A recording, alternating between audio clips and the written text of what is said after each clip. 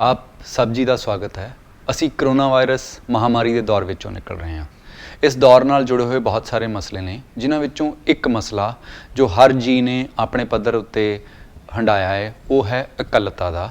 ਕਿਉਂਕਿ ਅਸੀਂ ਘਰਾਂ ਤੱਕ ਮਹਿਦੂਦ ਹਾਂ ਜਾਂ ਇੱਕ ਦੂਜੇ ਨੂੰ ਮਿਲਣ ਦੇ ਉੱਤੇ ਪਾਬੰਦੀਆਂ ਨੇ। ਇਕੱਲਤਾ ਨਾਲ ਬੰਦਾ ਕਿਵੇਂ ਜੀਵੇ, ਇਹ ਸਵਾਲ ਅੱਜ ਦਾ ਨਹੀਂ ਹੈ, ਇਹ ਬਹੁਤ ਪੁਰਾਣਾ ਹੈ। ਇਸ ਮਸਲੇ ਉੱਤੇ ਅਸੀਂ ਗੱਲ ਕਰਾਂਗੇ ਪੰਜਾਬ ਦੇ ਉਸ ਬੰਦੇ ਦੇ ਨਾਲ ਜਿਸ ਨੇ ਇਕੱਲਤਾ ਨੂੰ ਆਪਣੇ ਪਿੰਡੇ ਉੱਤੇ ਬਹੁਤ ਦੇਰ ਹੰਢਾਇਆ ਹੈ ਅਤੇ ਉਸ ਤੋਂ ਬਾਅਦ ਆਪਣੇ ਆਪ ਨੂੰ ਨਿੱਘਰ ਨਰੋਏ ਇਨਸਾਨ ਦੇ ਰੂਪ ਦੇ ਵਿੱਚ ਬਚਾਇਆ ਹੈ। ਸਾਡੇ ਨਾਲ ਨੇ ਰਣਜੀਤ ਸਿੰਘ ਗਿੱਲ, ਜਿਨ੍ਹਾਂ ਨੂੰ ਅਸੀਂ ਕੁੱਕੀ ਗਿੱਲ ਵੀ ਕਹਿੰਦੇ ਹਾਂ। ਰਣਜੀਤ ਜੀ, ਤੁਹਾਡਾ ਸਵਾਗਤ ਹੈ। Thank you. ਤੁਸੀਂ ਇਹ ਦੱਸੋ ਕਿ ਜਿਹੜਾ ਇਹ ਦੌਰ ਹੈ, ਜਦੋਂ ਇਕੱਲਤਾ ਦਾ ਮਾਮਲਾ ਆ ਰਿਹਾ, ਤੁਹਾਡੇ ਦਿਮਾਗ ਦੇ ਵਿੱਚ ਕੀ ਗੱਲਾਂ ਚੱਲ ਰਹੀਆਂ ਨੇ? ਇਕੱਲਤਾ ਜਿਹੜੀ ਹੈਗੀ ਆਈਸੋਲੇਸ਼ਨ, ਜਿਵੇਂ ਕਹਿ ਸਕਦੇ ਆਪਾਂ, ਇਹ ਮਨ ਦੀ ਅਵਸਥਾ ਵੀ ਤੁਸੀਂ ਆਪਣੇ ਆਪ ਨੂੰ ਕਿਹਦੇ ਤੋਂ ਇਕੱਲਾ ਮਹਿਸੂਸ ਕਰਦੇ ਹੋ।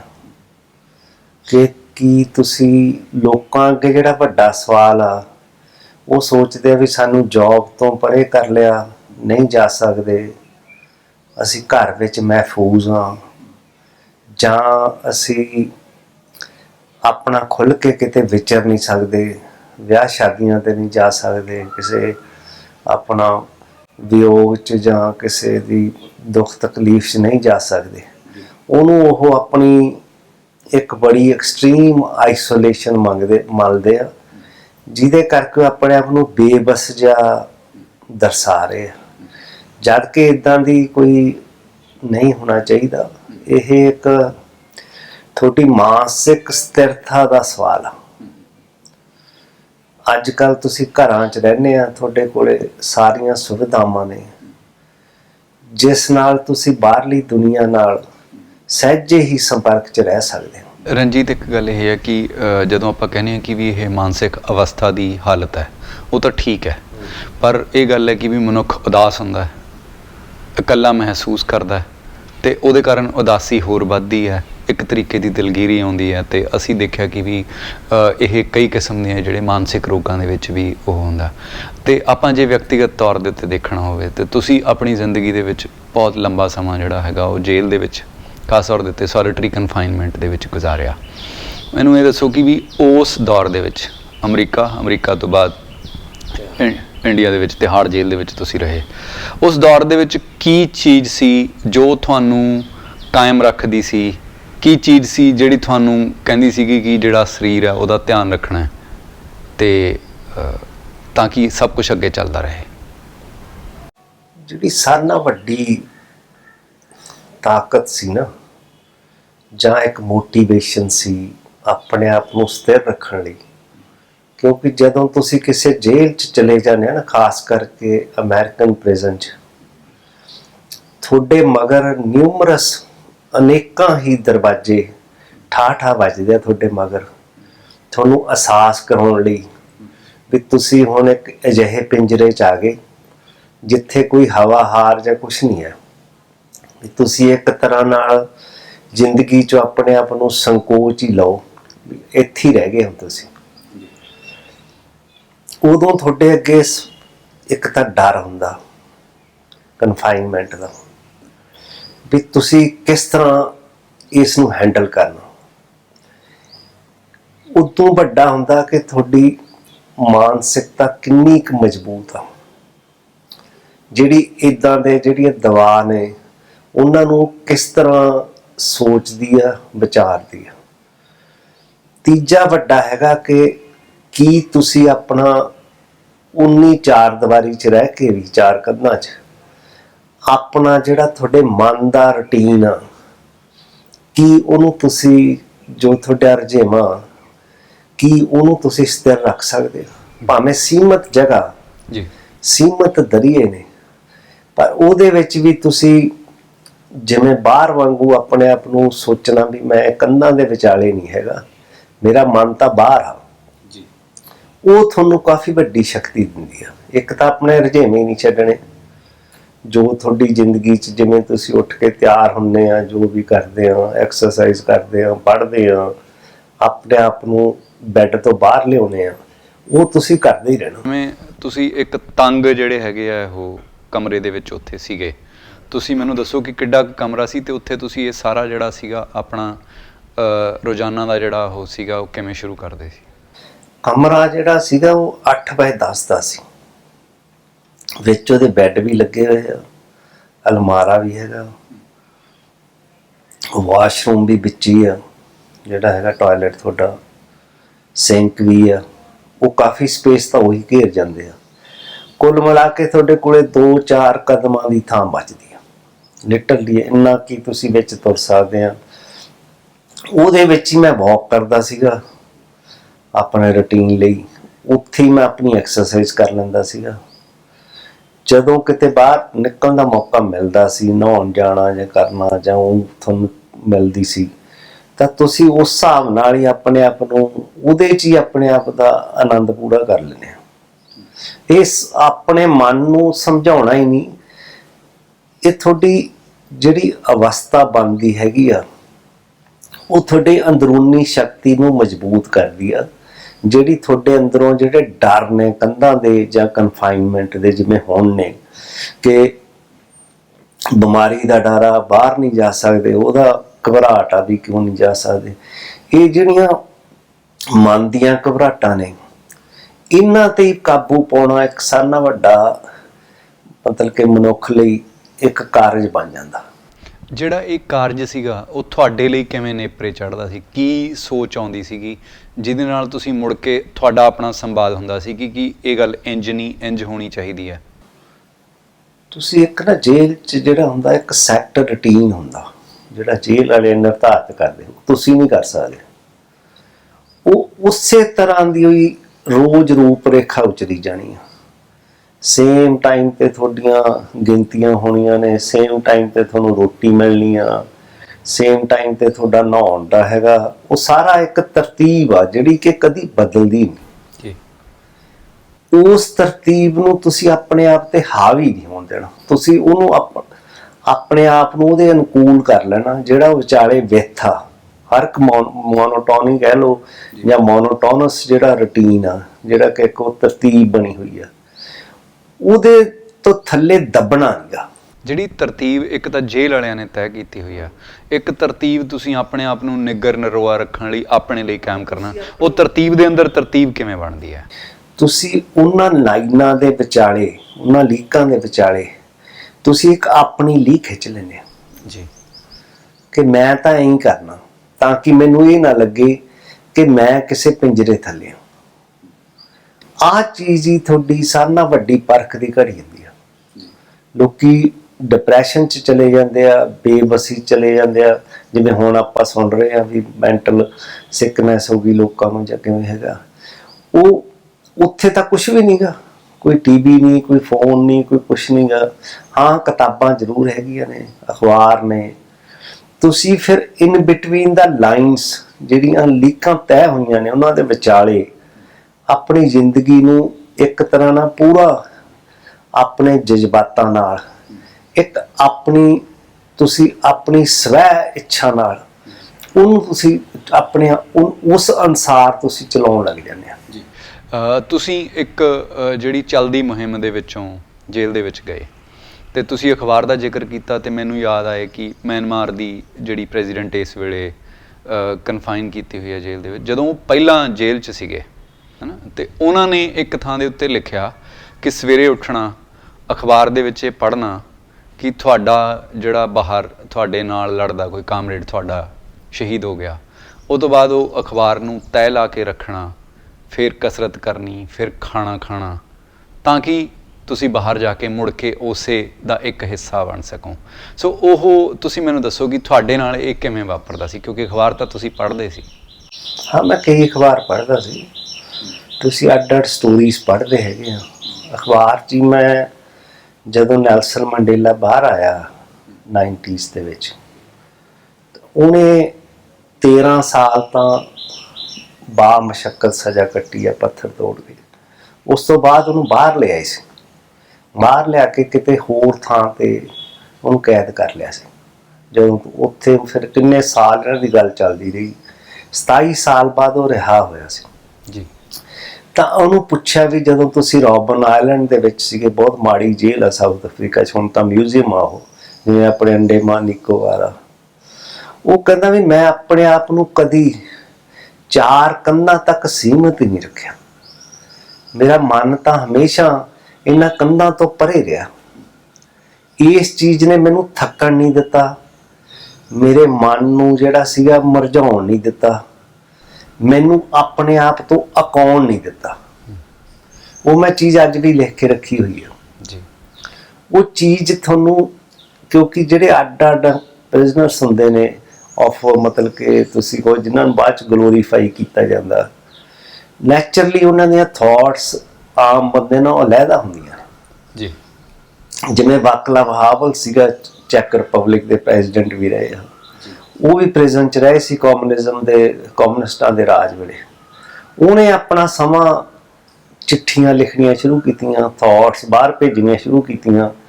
ਉਹ ਬਾਅਦ ਚ ਕਿਤਾਬ ਲਿਖੀ ਗਈ ਸੀ ਲੈਟਰਸ ਟੂ ਓਲਗਾ। ਓਲਗਾ ਉਹਦੀ ਵਾਈਫ ਸੀਗੀ, ਉਹਨੂੰ ਉਹ ਚਿੱਠੀ ਲਿਖਦਾ ਸੀ, ਉਹ ਉਹਨੂੰ ਕੋਈ ਸੁਨੇਹਾ ਭੇਜਦੀ ਸੀ, ਕਿਉਂਕਿ ਉਹ ਕਾਫੀ ਬਰੂਟਲ ਸਰਕਮਸਟੈਂਸਿਸ ਥੱਲੇ ਸੀਗਾ, ਪਰ ਉਹ ਕਾਫੀ ਨਾਮੀ ਮਤਲਬ ਕਿ ਪਰਿਵਾਰ ਚੋਂ ਸੀ, ਬੜਾ ਐਫਲੂਐਂਟ ਸੁਸਾਇਟੀ ਚੋਂ ਗਿਆ ਸੀ।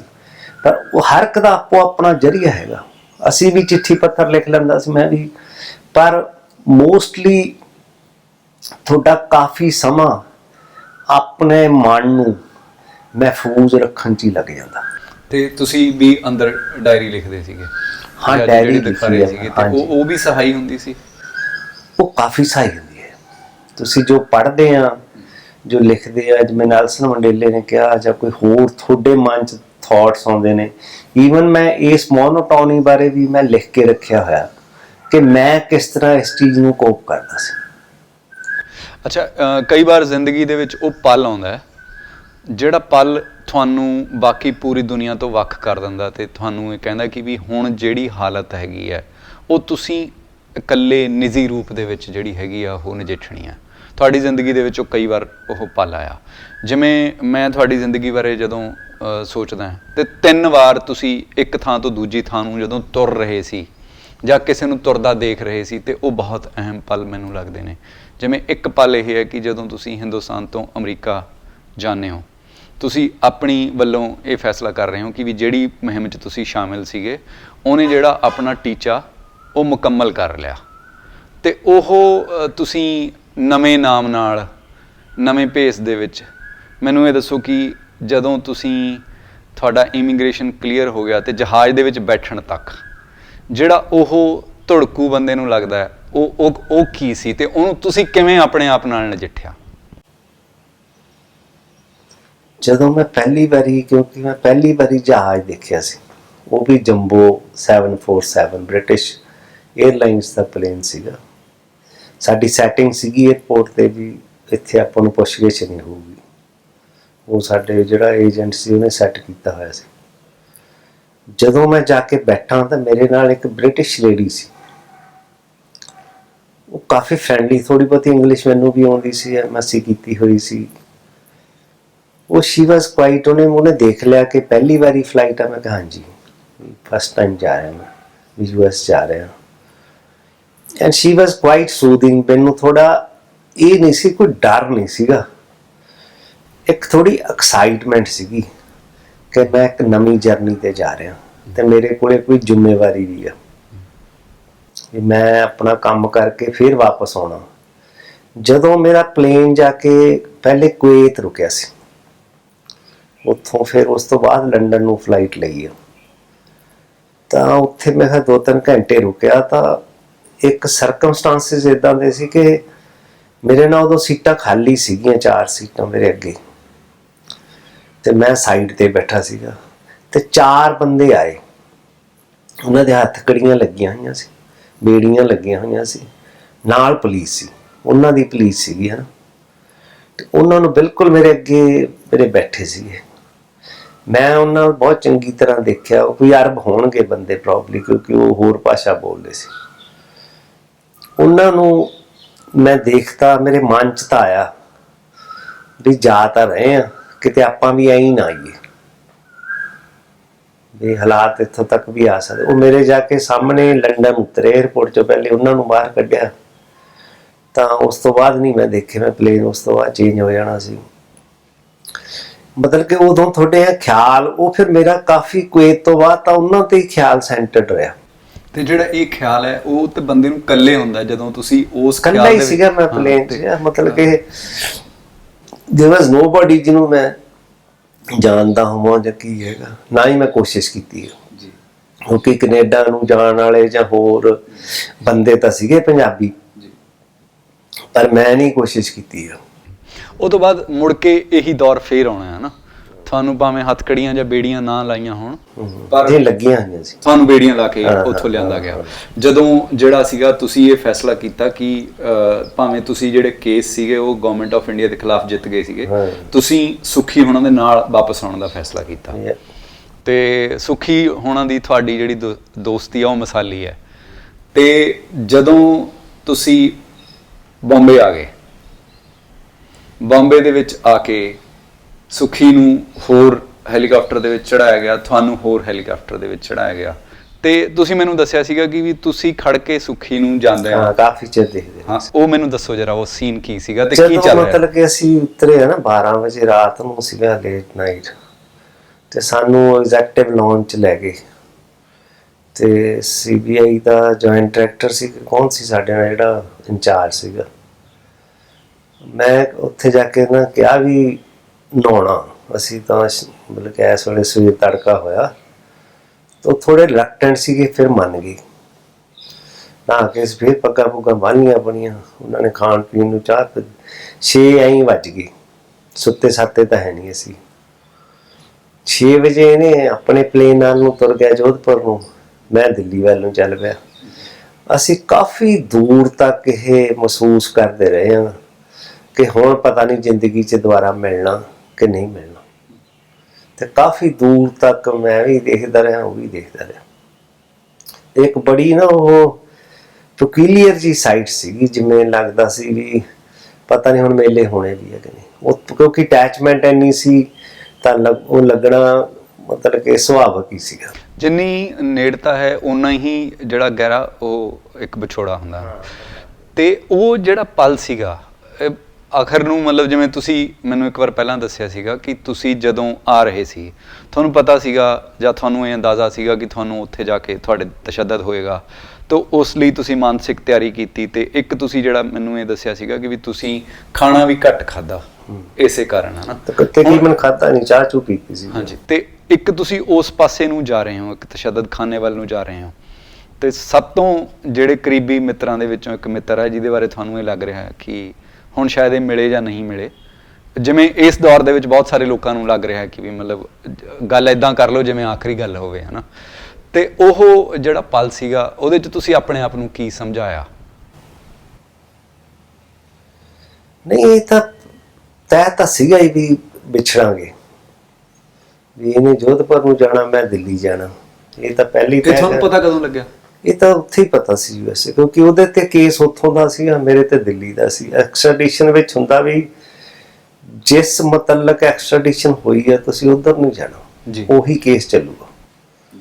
ਸੋ ਇਸ ਕਰਕੇ ਉਸ ਦੁਬਿਧਾ ਦੇ ਵਿੱਚ ਇਹ ਸੀਗਾ ਵੀ ਜਦੋਂ ਮੈਂ ਅਲਟੀਮੇਟਲੀ ਪੁਲਿਸ ਸਟੇਸ਼ਨ ਪਹਿਲੇ ਗਿਆ, ਉਹਨਾਂ ਨੂੰ ਪੁਲਿਸ ਵਾਲਿਆਂ ਨਾਲ ਲੰਮੀ ਚੌੜੀ ਗੱਲਬਾਤ ਹੋਈ ਆ, ਫਿਰ ਕੋਰਟ 'ਚ ਗਿਆ, ਫਿਰ ਮੈਨੂੰ ਤਿਹਾਰ 'ਚ ਲਿਆਏ ਉਸੇ ਸ਼ਾਮ ਹੀ।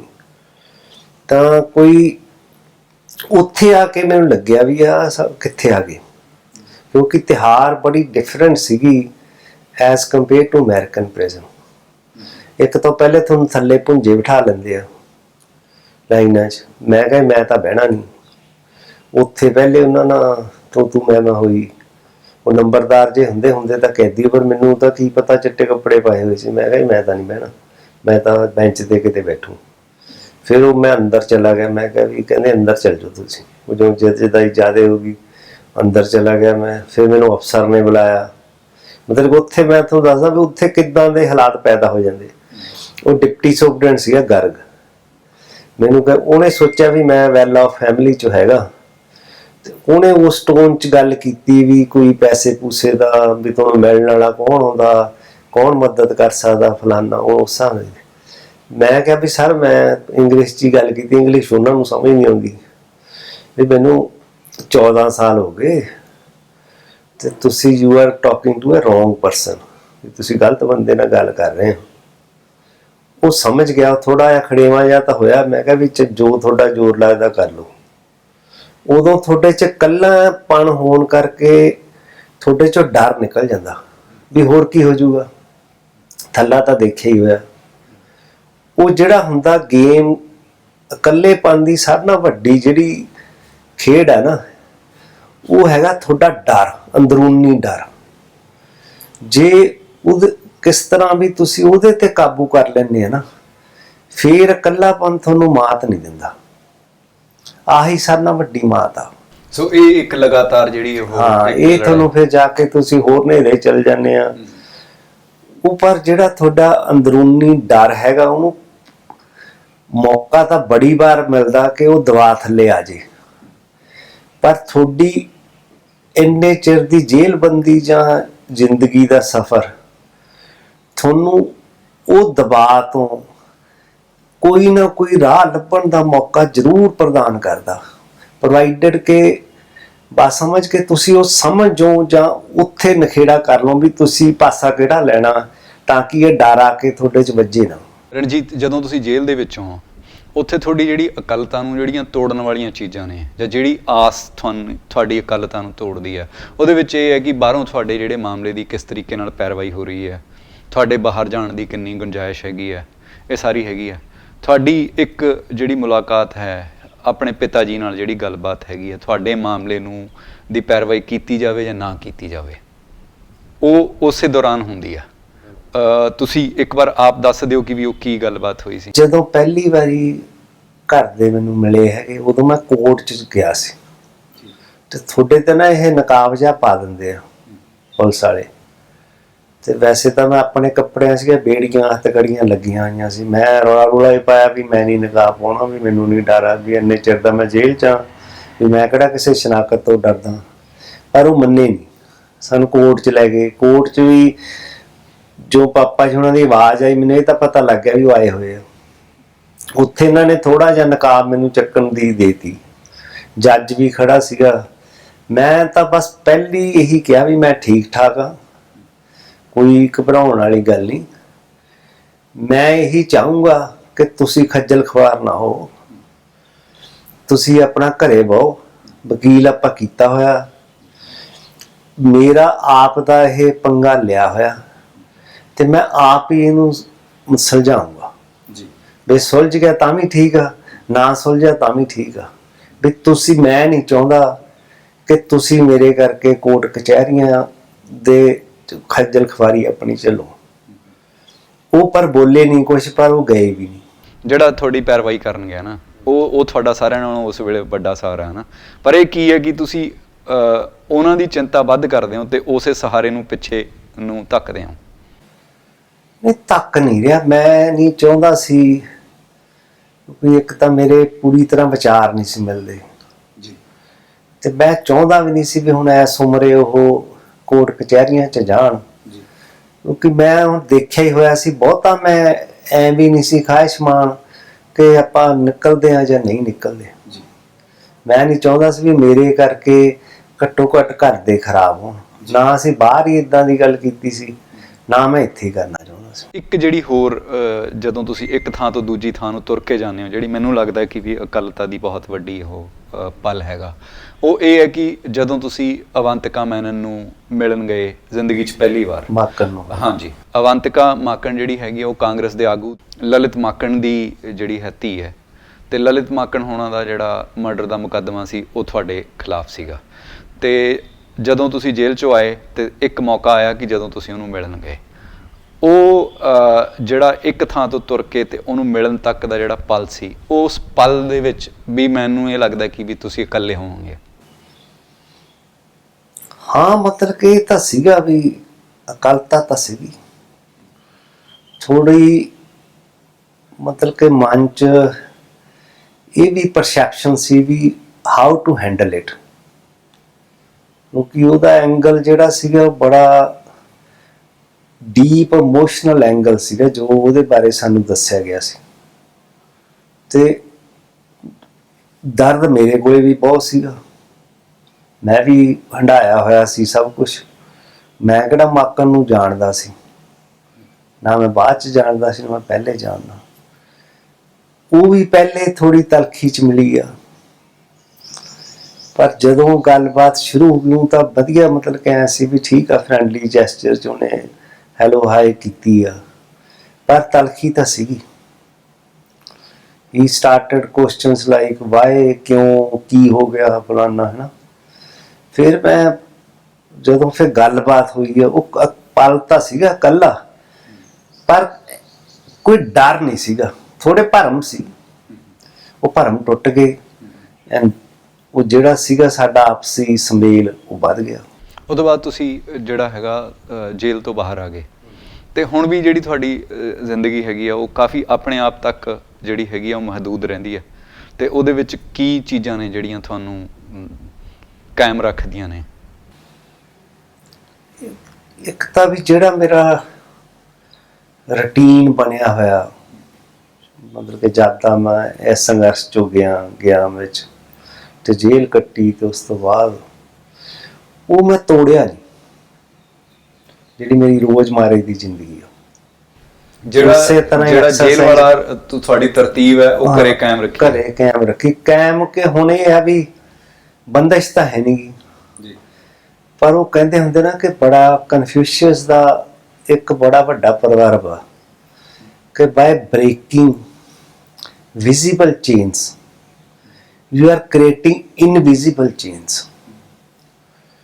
ਉਹ ਬੰਦਾ ਕਈ ਵਾਰ ਜਿਹੜੀਆਂ ਦੀਂਦੀਆਂ ਹੁੰਦੀਆਂ ਜੰਜੀਰਾਂ ਉਹ ਤਾਂ ਭੰਨ ਲੈਂਦਾ, ਜਿਹੜੀਆਂ ਕਦੀ ਦਿਖਦੀਆਂ ਨਹੀਂ ਹੁੰਦੀਆਂ ਉਹਦੇ 'ਚ ਫਸ ਜਾਂਦਾ। ਇਹ ਹੁਣ ਇੱਕ ਤੁਸੀਂ ਦਾਇਰਾ ਆਪਣੇ ਵੱਲੋਂ ਜਿਹੜਾ ਇਨਵਿਜ਼ੀਬਿਲਿਟੀ ਦਾ, ਜਿਹੜਾ ਤੁਹਾਨੂੰ ਦਿਖਾਈ ਨਹੀਂ ਦਿੰਦਾ, ਉਹ ਤੁਸੀਂ ਆਪ ਕੱਟ ਲੈਂਦੇ ਹੋ ਕਿ ਇੱਥੋਂ ਬਾਹਰ ਨਹੀਂ ਹੋਣਾ, ਕਿਉਂਕਿ ਤੁਹਾਡੀ ਜ਼ਿੰਦਗੀ ਇਸ ਤਰ੍ਹਾਂ ਦੀ ਮਹਿਫੂਜ਼ ਹੋ ਚੁੱਕੀ ਆ ਕਿ ਐਕਸਰਸਾਈਜ਼ ਕਰਨੀ ਆ, ਪੜ੍ਹਨਾ ਲਿਖਣਾ, ਆਪਣੇ ਆਪ 'ਚ ਰਹਿਣਾ, ਵਧੀਆ ਕੋਈ ਮੂਵੀ ਦੇਖ ਲਈ, ਕੋਈ ਚੰਗੀ ਬੁੱਕ ਪੜ੍ਹ ਲਈ, ਇਹਦੇ 'ਚ ਹੀ ਤੁਹਾਡੀ ਜ਼ਿੰਦਗੀ ਨਿਕਲ ਜਾਂਦੀ ਹੈ। ਜ਼ਿੰਦਗੀ ਹੈ ਤਾਂ ਇੱਕ ਤਰਤੀਬ ਹੀ ਆ ਨਾ, ਸਮਝਣ ਦੀ ਗੱਲ ਆ, ਉਹਨੂੰ ਸੀਕੁਐਂਸ 'ਚ ਕਿਵੇਂ ਰੱਖਣਾ ਤੇ ਕੀ ਕਰਨਾ, that is the biggest challenge to any human. ਤੁਸੀਂ ਬਹੁਤ ਸਾਰੀ ਇਹ ਗੱਲ ਕਰਦੇ ਹੋ, ਤੇ ਉਹਦੇ ਵਿੱਚ ਤੁਸੀਂ ਆਪਣੀ ਜ਼ਿੰਦਗੀ ਦੀ ਤਰਤੀਬ ਦੀ ਗੱਲ ਕਰਦੇ ਹੋ, ਤੇ ਆਪਣੇ ਜਿਹੜਾ ਤੁਸੀਂ ਆਪਣੇ ਆਪ ਲਈ ਤੈਅ ਕੀਤੇ ਹੋਏ ਘੇਰੇ ਦੇ ਅੰਦਰ ਰਹਿਣ ਦੀ ਗੱਲ ਕਰਦੇ ਹੋ। ਇਹ ਘੇਰੇ ਤੋਂ ਜਦੋਂ ਬਾਹਰ ਜਾਣ ਦੀ ਗੱਲ ਹੁੰਦੀ ਹੈ, ਜਿਵੇਂ ਤੁਹਾਡਾ ਜਿਹੜਾ ਉਸ ਲਹਿਰ ਦੇ ਵਿੱਚ ਸ਼ਾਮਿਲ ਹੋਣਾ, ਤੇ ਇਹ ਉਹ ਕੀ ਪਲ ਹੈ ਜਿਹੜਾ ਤੁਹਾਨੂੰ ਤੁਹਾਡੇ ਆਪਣੀ ਇਕੱਲਤਾ ਚੋਂ ਕੱਢ ਕੇ ਸਮਾਜ ਦੇ ਘੇਰੇ ਦੇ ਵਿੱਚ, ਸਿਆਸਤ ਦੇ ਘੇਰੇ ਦੇ ਵਿੱਚ ਲੈ ਕੇ ਆਉਂਦਾ? ਨਹੀਂ, ਉਹ ਜਿਹੜੀਆਂ ਉਸ ਟਾਈਮ ਤੇ ਸਥਿਤੀ ਬਣੀ ਹੈ ਨਾ 84 'ਚ, ਭਾਵੇਂ ਅੱਜ 37 ਸਾਲ ਹੋ ਗਏ, ਉਹ ਬੜੀ ਅਣਸਖਾਵੀਂ ਘਟਨਾ ਸੀਗੀ ਜਿਹਦੀ ਬਾਤ ਤੁਹਾਨੂੰ ਲੱਗਣੀ ਸੀ।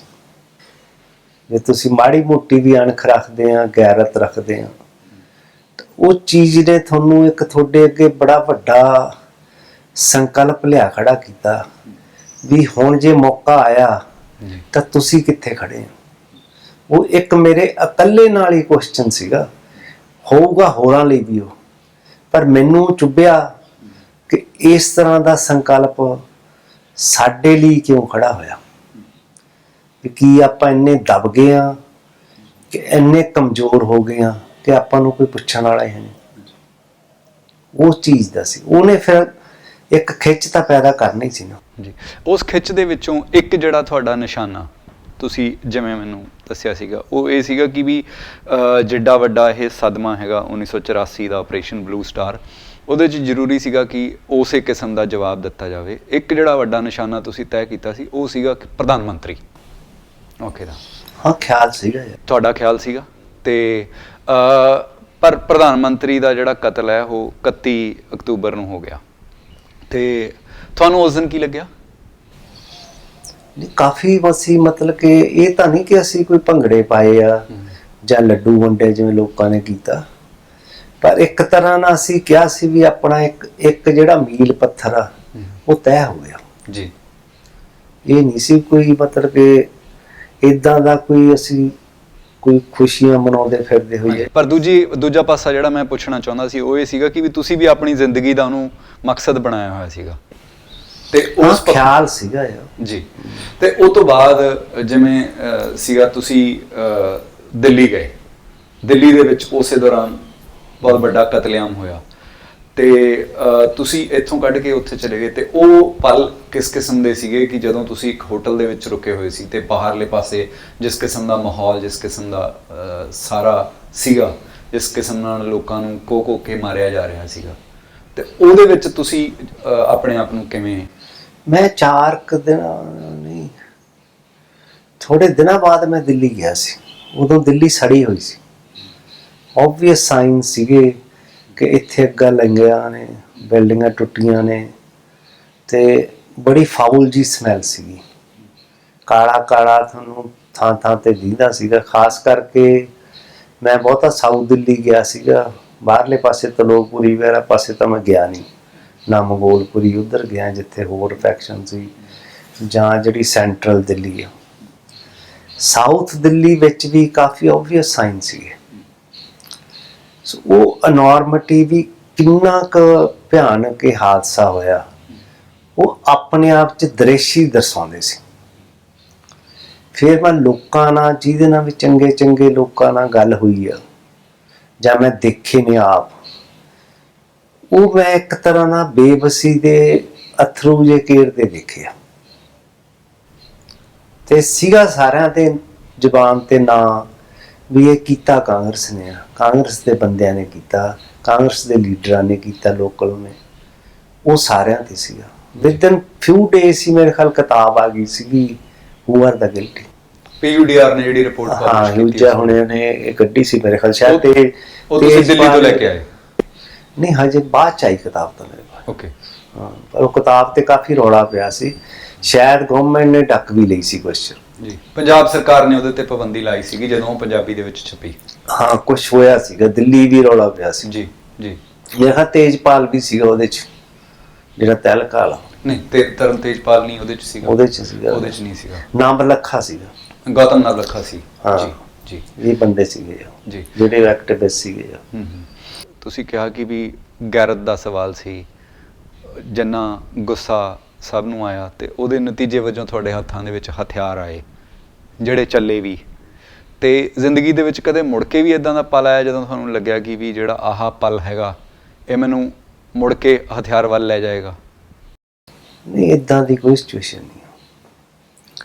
ਮੈਂ ਤਾਂ ਇਨਫੈਕਟ ਵੀ, ਮੈਨੂੰ ਕਦੀ ਗੁੱਸੇ ਹੋਇਆ ਵੀ ਬਹੁਤ ਚਿਰ ਹੋ ਗਿਆ ਨਾ। ਘਰੇ ਕਦੀ ਕੋਈ ਆਪਸ ਟਕਰਾ ਹੋਇਆ ਨਾ, ਬਾਹਰ ਹੀ ਕਿਤੇ ਟਕਰਾ ਹੋਇਆ। ਮਾੜਾ ਮੋਟਾ ਤੂੰ ਤੜਕ ਤਾਂ ਕਿਤੇ, ਉਹ ਵੀ ਮੈਂ ਕਹਿੰਦਾ ਵੀ ਬਹੁਤ ਰੇਅਰ ਆ। ਮਤਲਬ ਕਿ ਇੱਕ ਤਰ੍ਹਾਂ ਨਾਲ ਉਸ ਈਵਨ ਜੇਲ੍ਹ 'ਚ ਮੈਂ ਰਿਹਾ ਹਾਂ, ਅਮਰੀਕਾ 'ਚ ਇੱਕ ਅੱਧੀ ਵਾਰ ਸਾਡਾ ਕਲੈਸ਼ ਹੋਇਆ, ਕਿਉਂਕਿ ਉਹ ਜੇਲ੍ਹਾਂ ਹੀ ਇਸ ਤਰ੍ਹਾਂ ਦੀਆਂ ਵਾਇਲੈਂਟ ਹੁੰਦੀਆਂ ਨੇ ਵੀ ਜਾਂ ਤੁਸੀਂ ਆ ਜਾਂ ਉਹ ਆ। ਨਹੀਂ, ਉਹ ਅਦਰ ਦਿਨ ਮੈਂ ਤਿਆਰ ਰਿਹਾ ਜਾਂ ਕਿਤੇ ਰਿਹਾ, ਫੇਰ ਕਦੀ ਇਦਾਂ ਦਾ ਮੌਕਾ ਨਹੀਂ ਆਇਆ, ਜਦੋਂ ਨਾ ਕਦੀ ਪੁਲਿਸ ਵਾਲਿਆਂ ਨਾਲ ਆਇਆ। ਜਦੋਂ ਅਸੀਂ ਇਸ ਵੇਲੇ ਕਰੋਨਾ ਵਾਇਰਸ ਦੀ ਮਹਾਮਾਰੀ ਦੇ ਦੌਰ ਚੋਂ ਨਿਕਲ ਰਹੇ ਹਾਂ ਤੇ ਲੋਕ ਇਕੱਲਤਾ ਦੀ ਗੱਲ ਕਰ ਰਹੇ ਨੇ, ਇਕੱਲਤਾ ਵੀ ਆਪਣੇ ਆਪ ਦੇ ਵਿੱਚ ਇੱਕ ਮਹਾਮਾਰੀ ਦੇ ਰੂਪ ਦੇ ਵਿੱਚ ਸਾਹਮਣੇ ਆ ਸਾਡੇ ਇਸ ਵੇਲੇ, ਤੇ ਇਸ ਦੌਰ ਦੇ ਵਿੱਚ ਤੁਹਾਡੀਆਂ ਪੁਰਾਣੀਆਂ ਯਾਦਾਂ ਵੀ ਤਾਜ਼ਾ ਹੁੰਦੀਆਂ ਨੇ? ਨਹੀਂ, ਕੋਈ ਮੈਂ ਤਾਂ ਕੋਈ ਇਹਨੂੰ ਮਹਾਮਾਰੀ ਨੂੰ ਆਪਣੇ ਆਪ ਤੇ ਬੰਦਸ਼ ਨਹੀਂ ਸਮਝਿਆ, ਕਿਉਂਕਿ ਮੇਰੀ ਪਹਿਲੀ ਜ਼ਿੰਦਗੀ ਬੜੀ ਸੀਮਤ ਸੀ। ਹਾਂ, ਕੋਈ ਕੰਮ ਆ ਤਾਂ ਜਾਣਾ ਹੀ ਆ। ਉਹ ਪਹਿਲੇ ਵੀ ਮੇਰਾ ਉਸੇ ਤਰ੍ਹਾਂ ਰੂਟੀਨ ਸੀਗਾ, ਹੁਣ ਥੋੜਾ ਘਟ ਗਿਆ ਕਿਉਂਕਿ ਫੰਕਸ਼ਨ ਵਗੈਰਾ ਘਟ ਗਏ, ਕਿਸੇ ਦੇ ਘਰ ਜਾਣਾ ਆਉਣਾ ਘਟ ਗਿਆ, ਤੇ ਬਾਕੀ ਜ਼ਿੰਦਗੀ ਤਾਂ ਮੇਰੀ ਇਸੇ ਤਰ੍ਹਾਂ ਸੀਮਤ ਸੀ। ਇਸ ਕਰਕੇ ਬਹੁਤਾ ਫਰਕ ਨਹੀਂ ਪਿਆ। ਜਦੋਂ ਮੈਂ ਪਿਛਲੀ ਵਾਰ ਇੱਕ ਵਾਰ ਤੁਹਾਨੂੰ ਇੰਟਰਵਿਊ ਕੀਤਾ ਸੀ ਤੇ ਮੈਂ ਤੁਹਾਨੂੰ ਇਹ ਪੁੱਛਿਆ ਸੀਗਾ ਕਿ ਜੇਲ੍ਹ ਦੇ ਵਿੱਚ ਮਤਲਬ ਕਿਸ ਆਸ ਦੇ ਉੱਤੇ ਜ਼ਿੰਦਗੀ ਜਿਹੜੀ ਤੁਸੀਂ ਗੁਜ਼ਾਰੀ, ਤੁਸੀਂ ਉਹਦਾ ਜਵਾਬ ਦਿੱਤਾ ਸੀਗਾ ਕਿ ਆਸ ਉਮੀਦੇ ਉਮਰ ਗੁਜ਼ਾਰੀ ਹੈ ਜੀ। ਤੇ ਹੁਣ ਇਸ ਦੌਰ ਦੇ ਵਿੱਚੋਂ ਤੁਸੀਂ ਕਿਸ ਕਿਸਮ ਦੀ ਉਮੀਦ ਦੇਖਦੇ ਹੋ? ਨਹੀਂ, ਆਪਾਂ ਇੰਗਲਿਸ਼ ਦਾ ਬੜਾ ਵੱਡਾ ਪ੍ਰੋਵਰਬ ਹੈ, ਥੌ ਸ਼ੈਲ ਵਿਲ ਪਾਸ ਟੂ, ਵੀ ਇਹ ਵੀ ਪਲ ਨਿਕਲ ਜਾਣਗੇ। ਕਿਉਂਕਿ ਦੁਨੀਆ ਤੇ ਆਫਤਾਂ ਆਉਂਦੀਆਂ ਰਹਿੰਦੀਆਂ ਨੇ। 1900 ਦੇ ਸ਼ੁਰੂ 'ਚ ਵੀ ਆਈਆਂ ਸੀ, ਸਪੈਨਿਸ਼ ਫਲੂ ਆਇਆ ਸੀ, ਹੋਰ ਵੀ ਆਈਆਂ, ਇੰਨੀਆਂ ਵੱਡੀਆਂ ਜੰਗਾਂ ਹੋਈਆਂ, ਉਹ ਵੀ ਆਫਤਾਂ ਹੀ ਸੀ ਨਾ ਜੀ। ਉਦੋਂ ਵੀ ਜ਼ਿੰਦਗੀ ਲੋਕਾਂ ਦੀ ਸੀਮਤ ਹੋ ਗਈ ਸੀ ਜੀ।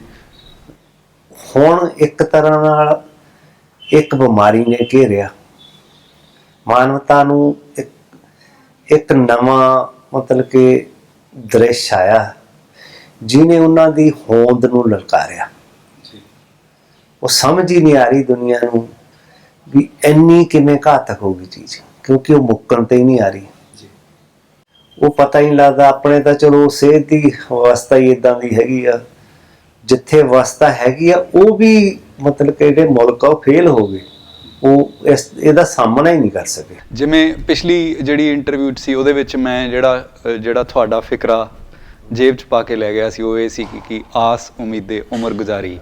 ਇਸ ਵਾਰ ਦਾ ਜਿਹੜਾ ਫਿਕਰਾ ਹੈਗਾ ਉਹ ਇਹ ਹੈਗਾ ਕਿ ਇਹ ਪਲ ਵੀ ਲੰਘ ਜਾਊਗਾ।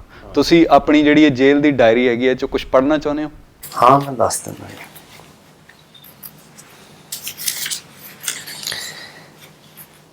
ਉਹ ਕਹਿੰਦੇ ਆ ਨਾ ਕਿ the wisdom of life that lies in the elimination of non-essentials। ਕਿ ਹੁਣ ਆਪਣੇ ਅੱਗੇ ਇਹ ਸਵਾਲ ਆ ਵੀ ਜਿਹੜੀ ਚੀਜ਼ਾਂ ਦੀ ਆਪਾਂ ਨੂੰ ਲੋੜ ਹੀ ਨਹੀਂ, ਜਿਵੇਂ ਡਰ ਆ, ਕੋਈ ਹੋਰ ਵਿਵਸਥਾ ਦੀਆਂ ਚੀਜ਼ਾਂ ਨੇ, ਆਪਾਂ ਉਹਨਾਂ ਦੇ ਉਹਦੇ ਦਬਦਬੇ ਥੱਲੇ ਕਿਉਂ ਆਉਣਾ? ਇਹ ਤੁਹਾਡੀ ਲਾਈਫ ਦੀ ਸਮਝ ਆ।